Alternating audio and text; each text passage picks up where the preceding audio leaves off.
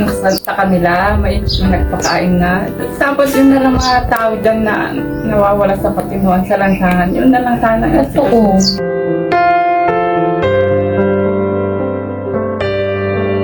Binigay yun ng AID. 10,000. Pinicture ang kayo si Kuya. Nakasawag na hawak ng sa. Pagdating ko dun sa sabi ng pinakamataas.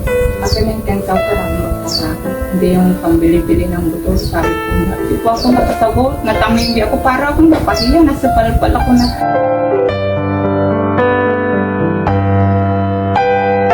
Pero sir, huwag mo naman ang isipin na ini-interest ko yung pera ng kapatid ko. Masakit din sa loob ko. Na ganyan.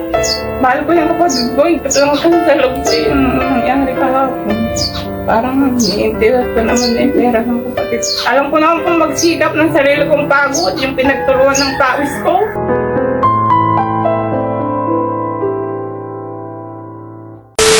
Kaano na lang, Dad Frankie.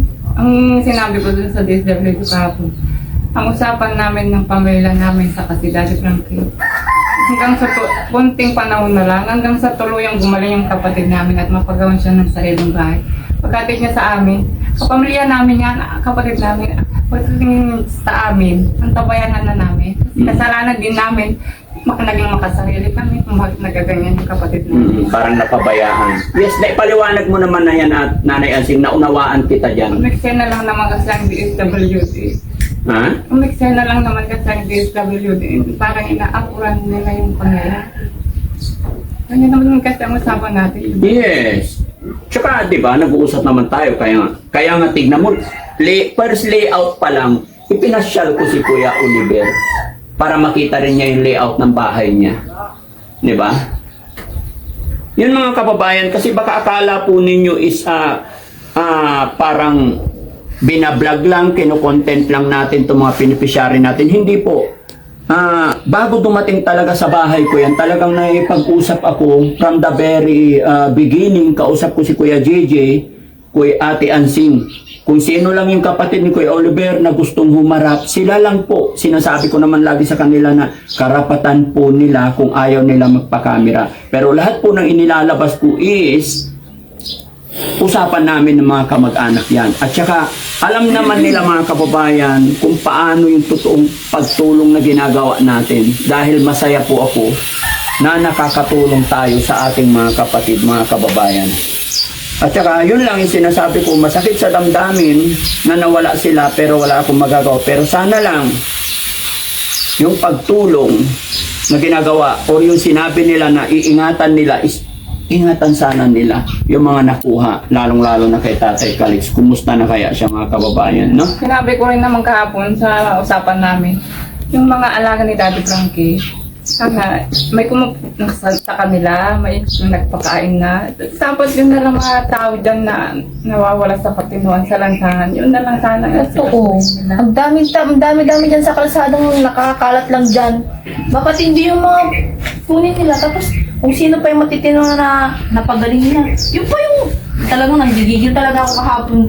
Hindi, sa totoo lang, sa mga hindi nakakaalam mga kababayan, gaya ng sinabi ko, wala akong sama na loob sa DSWD, Sir Rex Gatchalian, shout out po. Sana marinig mo po ito. Sana mapakinggan nyo rin yung hinaing ng pamilyang ito. Ako po yung nananawagan kay Sir Rex Gatchalian. Sir, mawalang galang na po. Ganon din po kay Sir Rapi Tulfo. No, alam ko, usapin na po itong nangyayari between Daddy Frankie and DSWD. Honestly, ayaw ko pong ilabas na sana ito. Aayusin sana namin, gaya ng usapan namin ni Ma'am, na nag-uusap kami, DSWD and Daddy Frankie, na hindi na masyado. Pero alam din kasi ng mga netizen, mga tagapanood ng Daddy Frankie, na hindi natin sila mapigil. Pero hindi na sana ako magre-reach out kay Sir Rex Gatchalian, kay Senator Rapi Tulfo regarding sa nangyaring ito. Pero ang papakiusap ko lang po, gusto lang pong maliwanagan ni ate tsaka ni Nanay Ansing na yung binigay daw na 10,000 sa Region 1 ng Dagupan, pinapirma, pinicturan, pinatanmark si Kuya Oliver, bakit nung pagdating dito sa Paniki, DSWD ng Paniki, is binawi daw. At Nanay Ansing, sana hindi natin gawa itong kwento na to. Totoo po ba yan? Kasi mananawagan talaga ako kay Sir Rapi Tulfo. Pinaiwan nga po yung 10,000, iba nga naman daw magastos ko, Daddy Frankie. Nanaya din akong hawakan yung hindi ko pera. Opo. Tapos mga kababayan, ito pa yung nakakalungkot. Kasi nga po, nung iniwan ko si Kuya Oliver dito, nagbigay pa ako ng allowance. Kasi lagi naman sinasabi ni Nanay Ansing na rolling store lang naman ang pinagkakakitaan ng kanyang asawa. Kita naman natin na sa hirap ng buhay ngayon, parang sabihin natin na yung kinikita nila araw-araw is sakto lang din sa pangkain nila. Kaya nung iniwan ko si Kuya Oliver, nagbigay din ako ng allowance ni Kuya Oliver ng 5,000. Pero kahit binigyan ko ng 5,000, eto, binabalik-balikan. Kasi nga po, gagawa kami ng bahay. Pero, mga sir, mga ma'am, sa mga kapanood nito, bakit kung sino yung mahirap, sila pa yung lalong napapahirap? Napakaliit na company namin, napakaliit po na pera, 10,000. Tapos yung 5,000 na binigay ko kay Ate Ansing, nabawasan pa pan-diesel. Hindi naman po yung Daddy Frankie. Ako po yung nagpusa na magbigay. Oh, nagpusa. Pero sana naman, di ba, sa hirap ng buhay. Oo, dahil alam naman nila may sa kapatid kapitan na doon. Okay. Hindi naman si Kapitan na doon. Okay. DSWD Diba? dapat ang kwan doon. Dapat sila yung may kumuha sa inyo eh. Sinabi ko nga po sa kanya kahapon, dapat hindi ka na nagbigay kasi sila yung kumuha sa inyo eh. Either sa kami yung kumuha na kami na ngailangan ng kwan doon, sasakyan doon. Kami magbibigay at magpapagasolina. Sila yung kumuha sa inyo eh. Sinabi ko lang naman din yung 5,000 na binigay mo para maliwanag kasi baka akala ng lahat na ako yung sa akin na pupunta yung binigay. Kanino mo sinabi? Sa kanila, yung mga kumuha sa'yo? Wala, Ate Ansing, yung pera ibinibigay ko sa'yo, wala nang rason para ipaliwanag mo pa dahil sa akin galing yun, sarili kong pera yun. Tulong ko yun kay Kuya Oliver at saka sa inyo po. No? Huwag kang mag-alala. Ito wala nang magiging kaso kasi wala silang alam mga kababayan, hindi po nila alam kung ano talaga. Sorry po. Ito panawagan lang. Gusto lang malinawan, matanong talaga kung bakit yung pinapirma kay Nanay Ansing at pinatanmark kay Kuya Oliver is pagdating dito sa DSWD binawi. Di ba? Nakakawat. Ayon sa kanya, napapahiya pa siya. Medyo napahiya lang po. Napahiya po ako kasi sabi ko din yung pinaka-head. Sabi po niya, ako nang magtatago, sabi po niya. Huwag yung pambili ng motor, sabi po niya. Sabi, ang exact sabi niya, asan na yung 10,000? Ako na magtatago, sabi niya. Oh. Asan na yung 10,000? Bigay mo sa akin yung 10,000 na ito kung magtatago, hindi yung motor-motor na yan. Diba? Yung ganong sasabihin pa na parang ikaw pa mapapahiya sa mga sinasabi. Sabi ko na lang sa isip ko, parang ini-interest ko na 10,000. Siguro nga nanonood nga sila dahil yun yung mga napapanood nila. Tapos ang alam nila, ginagastos ko yung pera na binibigay ng... Alam niyo mga kababayan, mga kabarangay, kung bakit ganito lang po ako. Kasi sa totoo lang sinasabi ng mga tagapanood natin, Daddy Frankie, huwag mong konsentihin si Nanay Ansing.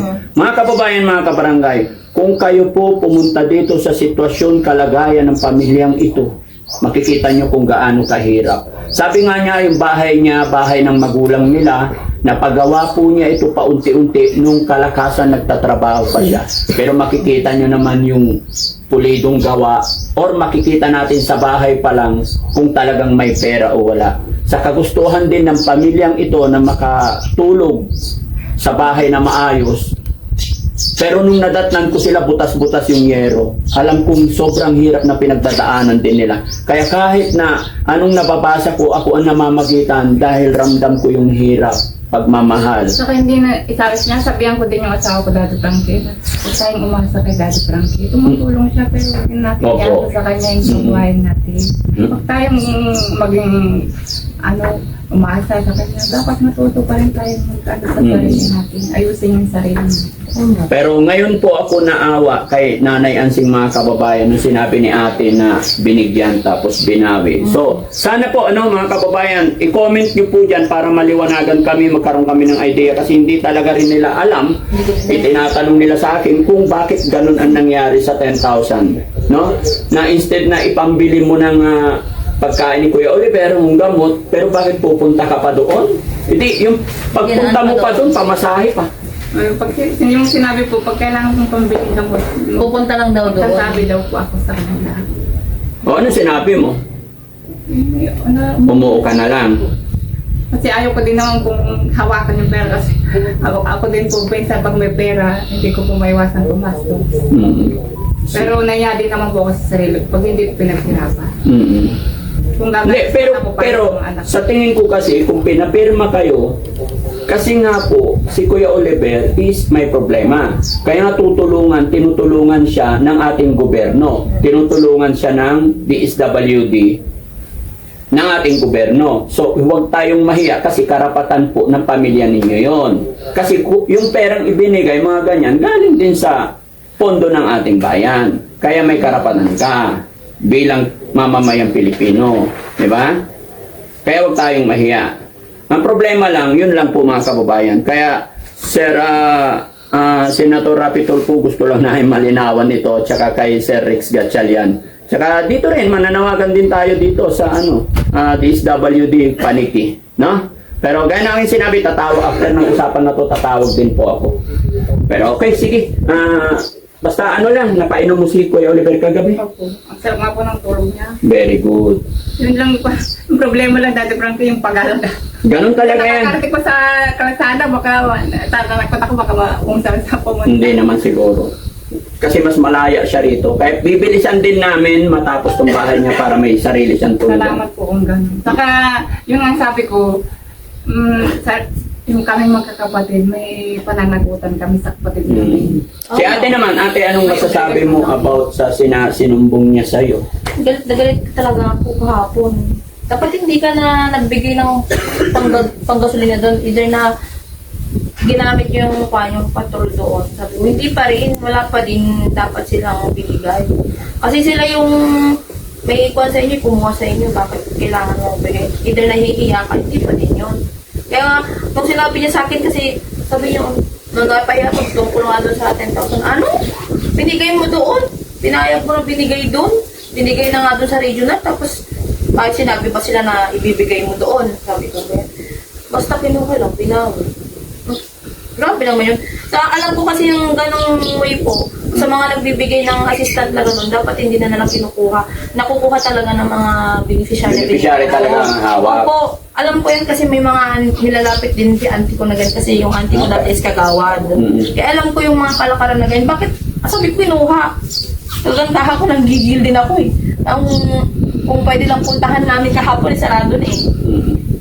Kasama ko sa Ate Ansing doon sa DSWD. Sabi ko, Hindi na ako nakasagot. Hindi ka karapatan nilang Hindi ako kunin. nakasagot. No. Lagi magdadala ko guys. Hindi ako nasagot. Parang ang nabulaga. Nakareact. Hindi ka naka-react nung binawi yung pera. Nakameme ako dahil parang napaya ako naisip. Parang namang ini-interest ko yung pera ng kapatid. Kaya nga, nung kinuha, paano ba simula nung, di ba, pagdating dyan? Sige, pwede ba ikwento mo sa akin? Ate, Storya yung gawin ate. Ate Ansing, ikwento mo sa akin kung ano talaga nangyari. By details, by details. Kasi ayaw ko rin kasing mag-create ng kwento, ha? Ano po yan, pagdating namin dyan sa munisipyo. Maba yung... Hindi, doon muna sa Dagupan. Sige. Gagupan mo na, di ka mo Oo. Binigay yun ng AIC. 10,000. Pinicture tayo si Kuya ko. Nakasob, may hawak ng sob. Pwede nyo pa nilagay sa tabak ko. Tapos pagdating namin dyan, pumarada yung patrol dyan sa munisipyo. Hindi na sana ako bababa kasi masakit yung ulo ko talaga. Tapos pinatawag ako, kailangan ka ba sa loob? Tapos pagdating ko dun sa loob, sabi ng pinaka na taas, akin yung 10,000 ako magsasabi. Hindi yung pambili-bili ng motor. Sabi ko na, hindi po ako nakasagot. Natamindi ako, para akong napahiya. Nasa palpal ako na parang ini-interest yung pera ng kapatid. Sino mga tao doon sa loob ng time na yun? Si Kapitan po, saka yung secretary na kasama namin. Tapos yung isang BSW. Yung kasama niyo po sa Taguban, yung babae. Yun po. Di ba wala naman sinabi sa'yo? Bakit hindi man lang sinabi sa'yo? Baka sa sakyan? nag-usap po yung yung tinakay dyan, saka yung sa Region 1 na siya yung mag-aawa. Oo, hindi natin alam. Kaya kailangan itanong natin. Baka nga naman magastos po. Pero kayo mga kababayan, ano sa palagay nyo? Okay po ba? Tama po ba itong reklamo nila? Kasi maging ako, hindi naman ako expert dyan. Kaya kami po nananawagan, nagtatanong. Paki-comment nyo po dyan mga kababayan, no? So, sige. Ganito na lang po mga kababayan, mga kabarangay. Ito lang po muna. At chinek lang talaga namin yung sitwasyon kalagayan ni Kuya Oliver. Nakahiga siya? Opo. Pero kumain naman na. Ganun lang yan, ha? Mabait naman po niya. Ang pagkalagala po. Oo. Baka bakalay pa. Ang pinaka-importante, Nanay Ansing, hindi na siya nag-iingay at nakakalakad na siya. Pray lang po tayo, lahat magiging okay din ito. Ganon din po sa ating mga kababayan, mga kabarangay. Ako po'y nananawagan sa lahat ng aking viewers at ganon din po sa pamunuan ng ating DSWD. Inuulit ko po kay Sir Rex Gatchalian. Maraming salamat po. Sana matulungan nyo pa po kami na makatulong pa, no, sa maliit na ating pamaranan. Pero ako'y nananawagan talaga sa nangyari dito kay Nanay Ansing na inirereklamo niya. Pwede naman tayong magtanong, pumunta eh. Kaya nga pwede Di ba? naman. Pwede nating isangguni. Bakit ganon? Pero sige, tignan muna natin kung ano magagawa kasi tatawag talaga ako doon sa mga nagme-message sa akin ng sa mail. Okay? So ayan mga kababayan, maraming salamat. Bigyan nyo rin kami ng idea, mga kababayan, sa mga kababayan namin na nagmamahal sa Team Daddy Frankie, sumusuporta po sa akin. Maraming salamat. Mga kababayan, kung sakali meron kayong gustong sabihin sa akin or itulong pa para mas mapalawig pa, comment, suggestion, mag-email lang po kayo sa Team Daddy Frankie para mas mapabuti pa natin yung pagtulong natin. Kung may mga hindi kayo nagustuhan, sabihin nyo lang po sa akin para i-correct ko din po yung aking sarili. Maraming salamat. Mabuhay po tayong lahat. God bless po. Bye-bye. Kaya sing, bye-bye na po. Bye. Parang ang lamya-lamya ng mata mo. Hanggang ngayon, pagod ka pa rin? Na-apekto na ako sa mga nangyayari. Magpapapekto ka na naman. Di ba nung datang sayo-sayo po na? Parang Nung gagawin na. tumatagos sa puso. Ganun lang yan natin, Sing. So, alam mo, yung pinagdadasal ko na yung kapatid namin umayos. Ano naman? Opo. Umayos naman na siya. Mabait na nga eh. Kilala na niya na nga ako eh. Ba't umiyak si Nanay Ansing? Hindi ko kasi maiwasang hindi maging emotional. Manun! Nagibit manun! Pwede manawagan sa mga... Sige. Sige. Dati diba, nahiya ako kasi may kapatid kami ganyan. Ay, natanggal na yung hiya ko. Kasi, kapatid ko yan, Daddy Frankie. Opo. Saka, kung hindi ko siya tanggapin sa sarili ko, hindi ko siya may pagtatanggol. Saka, para sa akin, tao lang tayo dito sa ibabaw ng mundo. Minsan yung ibang tao nanguhusga. Tama. Ganyan, layo ng baliw. Bakit? Yung tao, gusto nila mas magaling pa sila sa Diyos. Sila pa yung matinaw ka mo. Ito na chance mo manawagan para... Sa mga may kamag-anak na may ganyang Sitwasyon. sakit, huwag po tayong mahiya. Tanggapin natin. Huwag nating ikahiya. Bagkus, mahalin natin. Sinupin natin. Iparamdam natin yung pagmamahal. Huwag tayong maging makasarili. Kasalanan ko din yan. Kasalanan din namin. Kasi naging ganyan yung kapatid namin. Saka hindi naging maayos yung pamilya namin. At hindi mo kasalanan yun. Talagang kapalaran. Pero kung pinaramdam lang naman, pero yung pagmamahal, naiwasan siguro yung ganyan. Tayo, para-pas lang tayong tao dito sa ibabaw ng mundo. Huwag kayong manghusga kasi mamamatay din kayo balang araw. Saka yung sinasabi ng history, magaling pa kayo sa Diyos. Bakit Diyos ba kayo? Para-paras lang tayong nilalang ng Diyos. Para-paras lang din tayong mamamatay. Mabuhay na lang tayo din sa mundo na masaya habang nabubuhay. Saka yung may mga kamag-anak na may ganyang sakit o tayong mahiya. Bagkos, alagaan natin, sinupin natin, paramdam natin yung pagmamahal. Ate Asing, anong mensahe mo dun sa kumuha ng 10,000 dito kay sir? Baka may mensahe ka sa kanya.